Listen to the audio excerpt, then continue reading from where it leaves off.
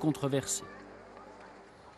Il est 19h18, c'est l'heure du dessert de cette édition. Vous avez faim, Aurélie? Pour un dessert, franchement, toujours. Eh bien, regardez, c'était aujourd'hui la finale régionale du championnat de France de la discipline à Gérardmer, au lycée Jean-Baptiste Chardin. Objectif pour les jeunes, sortir une assiette de dessert pour 10 personnes en moins de 3 heures, forcément. Il y avait un peu de pression. Sophie Valzecchi, Jean-Pierre Petit-Colas. La touche finale avant la dégustation, Maxime Chevalier revisite le calisson d'Aix, un hommage à sa grand-mère. Sur la table, il y avait toujours des calissons qu'elle faisait elle-même. Et mamie, avant de me coucher, me donnait les calissons sans que mes parents le sachent. Donc c'est un beau souvenir. À chacun sa Madeleine de Proust. Les 6 candidats ont puisé dans leurs souvenirs une odeur, une couleur ou une image pour leur inspirer une création authentique, le thème du concours. Ce matin, ils ont 3 heures pour sortir un dessert à l'assiette pour 10 personnes, sous l'œil attentif du jury. On reste sur un concours, donc c'est des techniques qu'ils doivent maîtriser.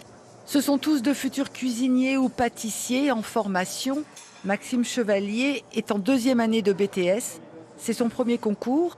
Le geste doit rester précis. Savoir bien s'organiser, bien gérer son temps, les marchandises.